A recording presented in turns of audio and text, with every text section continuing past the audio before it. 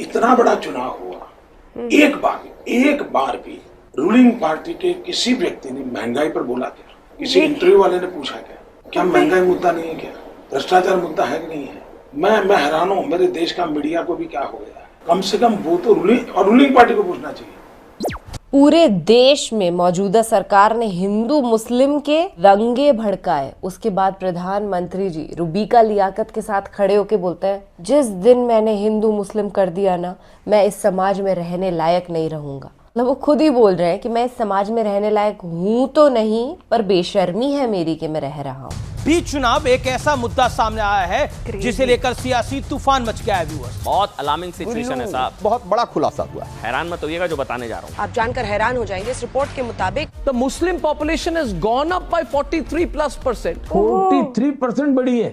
The Hindu population has gone down in an equal period by 7.82%. 8% कम हुई है।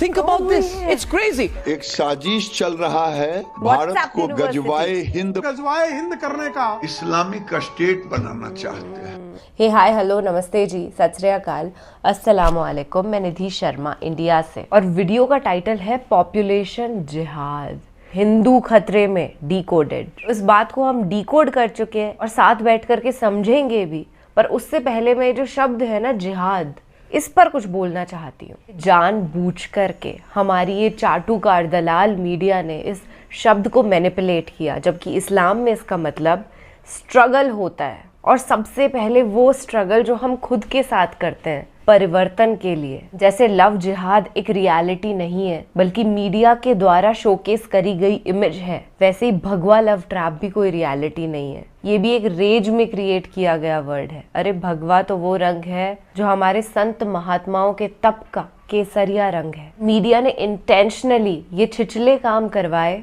ताकि हिंदू मुस्लिम का जो भाईचारा चलते आ रहा है ना, वो खत्म हो जाए और जो मेजॉरिटी हिंदू वोट बैंक है वो स्ट्रांग हो जाए। जैसे पूरा नॉर्थ ईस्ट मौजूदा सरकार के खिलाफ है, आई होप ये क्रांति पूरे देश में भड़के, क्योंकि हमारे देश का जो इतना सुंदर तरीन नॉर्थ ईस्ट है, वहाँ पर महिलाओं के साथ क्या हुआ ये बताने वाली बात नहीं है। हर किसी को मालूम है और हर कोई दिल में रोता है जब भी इस बात का जिक्र होता है। तो खैर, मीडिया के बारे में क्या टिप्पणी मोदी जी पहले किया करते थे और क्या अब करते हैं, ये सुनना बहुत इम्पोर्टेंट हो गया है, ताकि उनकी असलियत तो सामने आए कि कैसे उन्होंने स्वतंत्र मीडिया को सरकारी बना दिया। देश के लिए यह स्थिति विस्फोटक हो गई है। ये तो बहुत दुखदाई चिंता का विषय है, और ये भारत के सनातन को खत्म करने की एक साजिश भी है। मगर कोई मेजॉरिटी इन डेंजर की बात नहीं करता।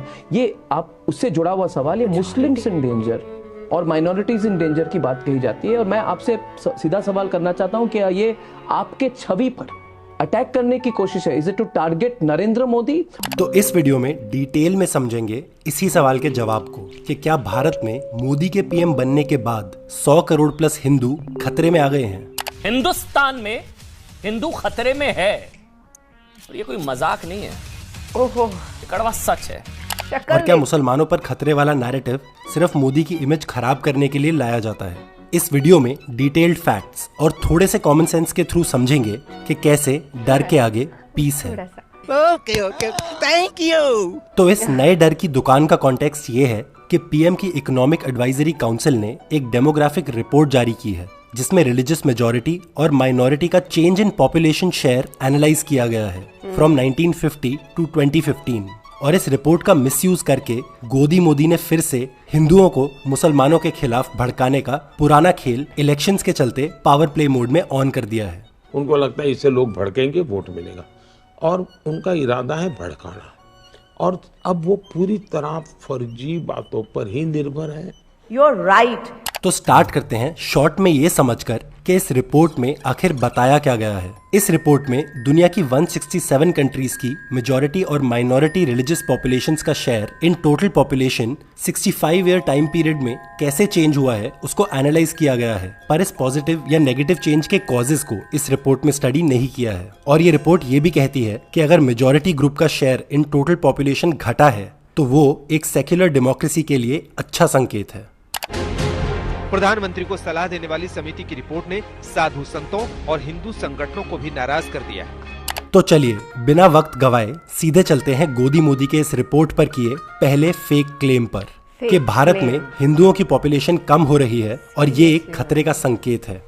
सोचिए कितनी बड़ी हिंदू आबादी 65 सालों में, 50 से 2014-15 तक 7.82 घटी भाई साहब, बड़ी नहीं, घटी 7.82 घट गई हिंदुओं की आबादी। हिंदू आबादी 7.82% कम हुई है और बहुसंख्यक जो हिंदू हैं उनकी आबादी घटी है। भारत में बहुसंख्यक हिंदुओं की आबादी तेजी से कम हो रही है। ये झूठ है।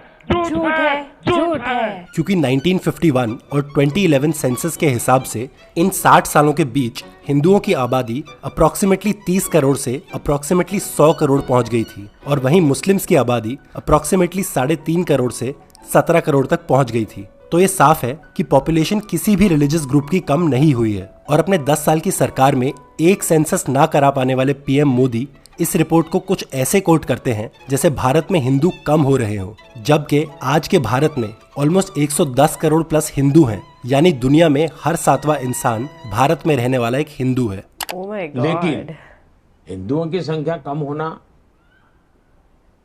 तो नंबर ऑफ हिंदू कम होना वो मुद्दा नहीं है जी। एक महान कल्चर जो सर्वसमावेशक है, जो एक प्रकार से भविष्य में दुनिया को संतुलित रखने का कैटलिक एजेंट बन सकता है जी, क्योंकि वो किसी का दुश्मन नहीं है। अगर वो कम हो जाएगा, वो एकदम माइक्रो माइनॉरिटी हो जाएगा, तो वो इन्फ्लुएंस ही नहीं कर पाएगा। अगर वो इन्फ्लुएंस नहीं कर पाएगा तो दुनिया का नुकसान होगा। उनकी संख्या बढ़े कैसे, ये दुनिया ने चिंता करनी चाहिए। जब हिंदूज की संख्या घटी ही नहीं है तो चिंता एक्चुअली किसी को नहीं करनी चाहिए, क्योंकि इस रिपोर्ट के 65 इयर्स के टाइम पीरियड में एक्चुअली हिंदूज की संख्या ऑलमोस्ट 70 करोड़ से बढ़ी है। I wonder why these people don't get themselves a proper education. अब चलते हैं गोदी मोदी के दूसरे डर क्रिएट करने वाले फेक नफरती क्लेम पर कि भारतीय हिंदुओं की शेयर ऑफ पॉपुलेशन में एक अनोखी अनप्रेसिडेंटेड गिरावट आई है। अराउंड द ग्लोब दुनिया में अक्सर देश ऐसे हैं जहां पे मेजॉरिटी की पॉपुलेशन बढ़ती है, लेकिन भारत में और म्यांमार में आपने बिल्कुल सही कहा, यहां पे मिनॉरिटी की पॉपुलेशन बढ़ी है। यानी यहां पर हिंदू बहुसंख्यक है, उसकी जनसंख्या कम हो रही है और शार्प डिक्लाइन आ रहा है।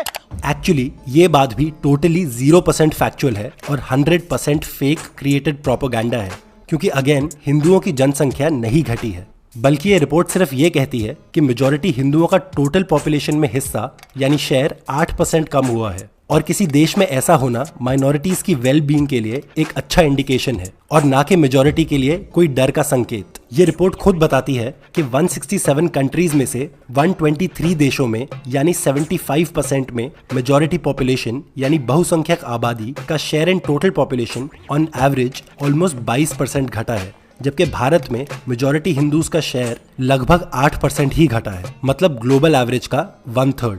पर गोदी मीडिया देश को ब्रेन वॉश करने के लिए खुलेआम ये झूठ परोस रहा है कि सारे धर्मों में केवल हिंदू धर्म ही ऐसा है जिसकी जो ग्रोथ रेट है वो नेगेटिव में चल रहा है और जिसकी आबादी तेजी से घट रही है। ये झूठ है, झूठ है, झूठ है। और सच ये है कि ना सिर्फ 167 कंट्रीज में से 75% में माइनॉरिटी का शेयर इन टोटल पॉपुलेशन बढ़ा है, बल्कि 2 करोड़ से ज्यादा पॉपुलेशन वाली 45 कंट्रीज में से 32 में सेम ट्रेंड देखा गया है, with average decline in majority's share in population by 19% as compared to India का almost 8%. Also, OECD countries यानी वो देश जो हाई इनकम और डेवलप्ड डेमोक्रेसीज माने जाते हैं, उन 35 एनालाइज देशों में से 33 यानी 94% में भी मेजॉरिटी का शेयर घटा है और वो भी एवरेज पे ऑलमोस्ट 29% डिक्रीज, जो कि इंडिया के मुकाबले 4 गुना ज्यादा है। अराउंड द ग्लोब दुनिया में अक्सर देश ऐसे हैं जहां पे मेजॉरिटी की पॉपुलेशन बढ़ती है। ये झूठ है, झूठ है, झूठ है। तो चलिए अब चलते हैं कॉमन सेंस और फैक्चुअल एनालिसिस से कोसों दूर गोदी मोदी के तीसरे नफरती झूठ वाले क्लेम पर कि 1950 से 2015 के बीच भारतीय मुस्लिम्स की शेयर इन पॉपुलेशन में एक अनोखा इंक्रीज देखा गया है और इससे प्रूव होता है कि मुस्लिम्स पर आज की तारीख में कोई खतरा नहीं है। The data has totally exposed the lies peddled by the Congress ecosystem that keeps chanting. चिल्ला चिल्ला कर खान मार्केट गैंग के लोग अल्पसंख्यक खतरे में हैं, मुसलमान खतरे में है, मुसलमान खतरे में है वाला नैरेटिव फैलाने का इस देश में निरंतर प्रयास करते हैं। उनका एजेंडा आज पूरी तरह से ध्वस्त हो चुका है। ध्वस्त तो एक्चुअली कॉमन सेंस हो चुकी है, क्योंकि पिछले 10 साल से एक ऐसी पार्टी पावर में है जिसके leaders including prime minister himself और इस पार्टी से एसोसिएटेड संघ परिवार के लोग open hate speeches against Muslims दे रहे हैं। आज की जो जरूरत है वो जरूरत है कि हिंदुस्तान को मुस्लिम मुक्त भारत करने के लिए हमें काम करना चाहिए और हम काम कर रहे हैं। हमारा केवल एक संकल्प है, हम सनातन वैदिक राष्ट्र, ऐसा एक वैदिक राष्ट्र जहाँ कोई इस्लाम का जिहादी नहीं होगा, जहाँ कोई मस्जिद नहीं होगी, जहाँ कोई मदरसा नहीं होगा, ऐसा सनातन वैदिक राष्ट्र बनाकर रहेंगे। और इनफैक्ट टीवी न्यूज पर भी ऐसी नफरत अब एक आम बात हो गई है। आप जो है भारत में मुसलमान खतरे में है, भारत मुसलमान से खतरे में है, ये करेक्ट कर लीजिए। इन हरामियों की अगर गला दबाना है तो इनको आर्थिक स्थिति से मारो, इनसे 1 रुपए की चीज ना खरीदो। मेरे भारत में रहने वाले 100 करोड़ हिंदू अगर मेरी बात पर अगर इम्प्लीमेंट कर दे तो बाकी के 25 करोड़ अगर हिंदू धर्म कन्वर्ट ना कर ले तो मेरा नाम बदल देना मेरे भाइयों। और हालत ऐसी है कि एक आम मुसलमान अब अपने ही देश में बस नॉर्मली एग्जिस्ट करने के लिए स्ट्रगल कर रहा है। बहुत मुसीबत का सामना है, बच्चे बेचारे पढ़ने जाते हैं उन्हें भगाया जाता है, मुसलमान के नाम पे धब्बा कर दिया है। मुसलमान तो इस देश के अंदर रहना नहीं चाहिए, बांग्लादेश या पाकिस्तान जाए, यहाँ क्या काम है उनका। ये हमारा वतन है, हमारे बाप दादा यहीं दफन हुए और यहीं हमारे बच्चे दफन होंगे, हम नहीं कहीं जाएंगे। हमसे कहते हैं भागो पाकिस्तान, हम पाकिस्तान के नहीं हैं, हम हिंदुस्तान के हैं, समझे? क्या बताऊं आपको। हिंदू राष्ट्र रहेगा तो मजहब हिंदू ही रहेगा ना, तो उसमें सिर्फ हिंदू ही रहेंगे और कोई नहीं आ सकता। बताइए हम किधर जाएं? कहने को हिंदू राष्ट्र है हम लोग, लेकिन हिंदुओं की आबादी घट रही है और मुसलमान खतरे में है। मुसलमानों की 43% बढ़ गई साहब, 43% का जंप है, 43% रॉकेट बनी हुई है, टॉप स्पीड से बढ़ रही है मुसलमानों की आबादी। 43 बार बार रिपीट करने की जरूरत नहीं, रट गया होगा आपको ये आंकड़ा। और जहां तक मुस्लिम कम्युनिटी की शेयर इन पॉपुलेशन में 43% इंक्रीज की बात है, तो अगर ये आंकड़ा आपको डरा रहा है तो कॉन्टेक्स्ट के लिए इसी रिपोर्ट में से आपके लिए कुछ और आंकड़े पढ़ देता हूं। पाकिस्तान में क्रिश्चियन माइनॉरिटी पॉपुलेशन 200% से बढ़ी है, जबकि बांग्लादेश में क्रिश्चियन पॉपुलेशन 300% से बढ़ी है, और नेपाल में तो क्रिश्चियन पॉपुलेशन 1950 में ऑलमोस्ट 0% से 2% हो गई है, यानी मैथमेटिकली ऑलमोस्ट इनफाइनाइट % का जंप है। तो क्या इन सब देशों की मेजॉरिटी को अपनी क्रिश्चियन माइनॉरिटी से खतरा महसूस होना चाहिए? No no no. अब चलते हैं गोदी और मोदी के चौथे झूठ की तरफ, जो बेस तो है पाकिस्तान पे, पर उसका मकसद है इंडिया में एंटी मुस्लिम नैरेटिव मेजॉरिटी हिंदुओं के दिमाग में भरना। समझिए, भारत पाकिस्तान, भारत में माइनॉरिटी मुसलमान 43%, पाकिस्तान में माइनॉरिटी हिंदू 80% नीचे, 80%, 43% अप, 80% नीचे, ये है सच। और सरप्राइजिंगली इस रिपोर्ट ने भी इस बीजेपी आरएसएस के पुराने प्रोपेगेंडा को एक तरह से सपोर्ट किया है। पर सच ये है कि पाकिस्तान के 1951 सेंसस के फिगर्स को अगर वेस्ट पाकिस्तान और ईस्ट पाकिस्तान, जो बाद में बांग्लादेश बना, उसमें अलग अलग डिवाइड करके देखें, from 1.56% in West Pakistan in 1951 to almost 2% according to 2017 census, Pakistan में हिंदू पॉपुलेशन ऑलमोस्ट 28% बढ़ी है। पर क्या इसका मतलब ये निकाला जा सकता है कि पाकिस्तान की हिंदू माइनॉरिटी फल फूल रही है? यहाँ की माइनॉरिटी शानदार फल फूल रही है, 43%। अब तो कोई नहीं कहेगा ना खतरे में होते तो 43% बढ़ जाते। इससे ज्यादा खराब और यूजलेस लॉजिक मैंने आज तक नहीं सुनी है। पर यह जरूर सच है कि पाकिस्तान और बांग्लादेश में हिंदू माइनॉरिटी के अगेंस्ट बहुत सिस्टमैटिक डिस्क्रिमिनेशन और ऑपरेशन किया जाता है, और इसीलिए हमें इंडिया को उनके रास्ते पर चलने से रोकना चाहिए और अपने सेक्युलर फैब्रिक को तोड़ने की जगह यहाँ की सरकार को उसे और स्ट्रेंथन करने की कोशिश करनी चाहिए। भारत सर्वजन हिताय सर्वजन सुखाय वसुधैव कुटुंबकम की भावना को लेकर चलने वाला देश है। हम वसुधैव कुटुंबकम की बात करते हैं, बकवास कंसेप्ट है, बकवास कंसेप्ट है वसुधैव कुटुंबकम। There's nothing called bloody health, there's nothing called वसुधैव कुटुंबकम। हिंदुस्तान को बचाना है, हिंदुत्व को बचाना है। वसुधैव कुटुंबकम बांधने वाला हो, ये क्या बोले मैं समझा नहीं। वसुधैव कुटुंबकम बांधने वाला हो, वसुधैव कुटुंबकम बांधने वाला हो, कुछ भी, सचमुच कुछ भी। चलते हैं इस रिपोर्ट से रिलेटेड 5वीं और इस वीडियो के आखिरी नफरती झूठ पर, कि भारत में मुस्लिम्स की पॉपुलेशन हिंदुओं की पॉपुलेशन से ज्यादा तेजी से बढ़ने का एक कारण है प्लान्ड पॉपुलेशन जिहाद, जो 3 तरीकों से किया जा रहा है। पहला कारण है घुसपैठिए, दूसरा मुद्दा धर्म परिवर्तन का। तीसरी बड़ी बात है जनसंख्या वृद्धि। और इसी का डर दिखा के बोला जाता है कि सोचिए ये 2050 में क्या होगा। 2050 जब आएगा तो उस समय हिंदुओं की संख्या कम हो जाएगी, मुसलमानों की संख्या अधिक हो जाएगी। 2050 में क्या होगा सोचिए। इसी रफ्तार से हिंदू घटते गए, मुसलमान बढ़ते गए, हिंदुओं का घटता रेट, भारत बन जाएगा इस्लामिक स्टेट, क्या होगा। मैं बताता हूँ, ये सब नफरत फैलाने से तुम्हारा तो फायदा होगा पर हमारे देश का बहुत नुकसान होगा, क्योंकि हर पॉपुलेशन रिपोर्ट और एक्सपर्ट यही कहती है कि साल 2100 तक दोनों हिंदू और मुस्लिम्स की पॉपुलेशन स्टेबलाइज हो जाएगी। पर फैक्ट्स और कॉमन सेंस के विरुद्ध बीजेपी आरएसएस के नफरती चिंटू आपको अक्सर ऐसी उटपटांग बातें बोलते नजर आ जाएंगे। हिंदू अगले कुछ सालों में अल्पसंख्यक हो जाएगा। 2029 के बाद इस देश का कोई प्रधानमंत्री हिंदू नहीं बन पाएगा। 2029 में भारत का प्रधानमंत्री मुसलमान बनेगा। एक बार भारत का प्रधानमंत्री मुसलमान बना तो अगले केवल 20 सालों में 50% हिंदू धर्म परिवर्तन करने के लिए मजबूर होंगे, 40% हिंदुओं का कत्ल हो जाएगा और जो बचेंगे वो विदेशों में रहेंगे या रिफ्यूजी कैंपों में रहेंगे। यहाँ तो कोई रहेगा ही नहीं। इससे ज्यादा खराब और यूजलेस लॉजिक मैंने आज तक नहीं सुनी है। सवाल यह है कि मुस्लिम धर्म में जो है आप जानते हैं कि 50 औरत रखिए और जो है 1050 बच्चा पैदा कीजिए, ये कोई परंपरा नहीं। ये तो जो है एक जो है जानवरी प्रवृत्ति है। और ऐसे ही कुछ स्टेटमेंट्स मोदी ने गुजरात के सीएम होते हुए भी दिए थे, और वो भी 2002 के दंगों में पीड़ित मुस्लिम रेफ्यूजी कैंप्स को बच्चा पैदा करने वाला सेंटर बुला के।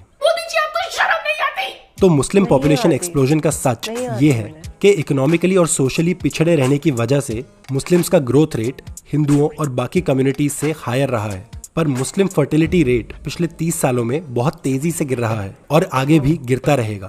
दरअसल मुस्लिम फर्टिलिटी रेट हिंदुओं की तुलना ज्यादा तेजी से घटती जा रही है। पर अगर ये भी मान लें कि हिंदू और मुस्लिम आज के ही फर्टिलिटी रेट से भी आगे बढ़ते रहें, फिर भी दोनों की पॉपुलेशन 50-50 होने में 270 साल लग जाएंगे। जिस दिन 50-50 हिंदू हो गया, कहीं पाकिस्तान ना हो जाए। इनके दिमाग की गरीबी इतनी है कि इनकी समझ में नहीं आता। तो आप देख रहे हैं कि धर्म के साथ इसको जोड़ना गलत होगा। जहाँ पे लिटरेसी ज्यादा हो, जहाँ पे प्रॉस्पेरिटी ज्यादा हो, जहाँ पे हेल्थ का एक्सेस ज्यादा हो, जैसे केरल, वहां पे जनसंख्या वृद्धि मुसलमान की भी कम है। अब यहाँ पर एक और इम्पोर्टेंट कॉन्टेक्स्ट देना जरूरी है कि नवंबर 2006 में सच्चर कमेटी की एक रिपोर्ट आई थी जिसमें बताया गया था कि इंडियन मुस्लिम्स की socio economic conditions as a community SC/ST community से भी खराब है। फॉर एग्जाम्पल, मुस्लिम कम्युनिटी में सिर्फ 4% लोग ग्रेजुएट हो रहे थे और 6 से 14 की एज के 25% बच्चे स्कूल से ड्रॉप आउट हो रहे थे। इस रिपोर्ट के आने के बाद दिसंबर 2006 में नेशनल डेवलपमेंट काउंसिल की मीटिंग में तब के पीएम मनमोहन सिंह ने भारत के विकास मॉडल की बात करते हुए ये कहा था कि माइनॉरिटीज पर्टिकुलरली मुस्लिम्स का देश के संसाधनों पे पहला क्लेम होना चाहिए। Doctor Manmohan Singh SC, ST, OBC, महिलाएं, बच्चे और अल्पसंख्यकों खासकर मुस्लिमों की बात कर रहे थे। कलेक्टिवली कह रहे थे कि ये जो पिछड़े हैं इनका देश के संसाधनों पर पहला हक है। वैसे लोगों ने एक और बात पर ध्यान दिलाया। मनमोहन सिंह ने संसाधनों पर फर्स्ट क्लेम की बात कही थी, फर्स्ट राइट की नहीं। संसाधनों पर पहला दावा, न कि पहला अधिकार। 2014 से पहले जब देश के प्रधानमंत्री खड़े होकर कहते थे देश में संसाधनों पे पहला अधिकार मुसलमानों का है, पहला हक मुसलमानों का है, ये बात डॉक्टर मनमोहन सिंह ने बोली। डॉक्टर मनमोहन सिंह ने बोली कि देश की संपत्ति पर पहला अधिकार मुसलमानों का है। इसका मतलब ये संपत्ति इकट्ठी करके किसको बांटेंगे? जिनके ज्यादा बच्चे हैं उनको बांटेंगे। क्या कर रहे हैं? घुसपैठियों को बांटेंगे। I hate this. अब बात करते हैं घुसपैठिए वाले नैरेटिव की, जिसके बेसिस पर ही मोदी सरकार ने एक नेशन वाइड NRC की बात की थी। अमित शाह का एक बयान है, कहा कि हम देश भर में NRC लागू करेंगे और बौद्ध, सिख और हिंदुओं को छोड़कर एक एक घुसपैठिए को देश से मिटा देंगे। और अब 2024 इलेक्शंस में सब मुस्लिम्स को घुसपैठिया घोषित कर दिया है। क्या आपकी मेहनत की कमाई का पैसा घुसपैठियों को दिया जाएगा? जिनको मनमोहन सिंह जी की सरकार ने कहा था कि संपत्ति पर पहला अधिकार मुसलमानों का है। Why does he do this? Why? So many times I feel that मत कर यार, please. गृह मंत्री अमित शाह ने एक से एक अधिक मौकों पर कहा है कि घुसपैठी दीमक बनकर देश को खा रहे हैं, लेकिन 2014 से जब भी संसद में सरकार से अवैध प्रवासियों यानी कि इलीगल इमिग्रेंट्स की संख्या पूछी गई तो उनका जवाब ज्यादातर एक ही है, हमें नहीं पता, हमें नहीं पता, हमें नहीं पता। पता है ना आप सबको? नहीं पता है, कहां पता है? एक और नफरती प्रोपेगेंडा जो बीजेपी आरएसएस अपने डिवाइड एंड रूल पॉलिसी के लिए सालों से चलाती आ रही है वो है रिलीजियस कन्वर्जन, जिसके नाम पर हिंदुओं को भड़काया जाता है और इसी बेसिस पर लव जिहाद जैसे लॉज लाए जाते हैं, जबकि इंडिया में ऑलरेडी फोर्स्ड रिलीजियस कन्वर्जन्स के अगेंस्ट लॉज हैं। कि अगर वो एक हिंदू बालिका को ले जाएंगे तो कम से कम 100 मुस्लिम बालिकाओं को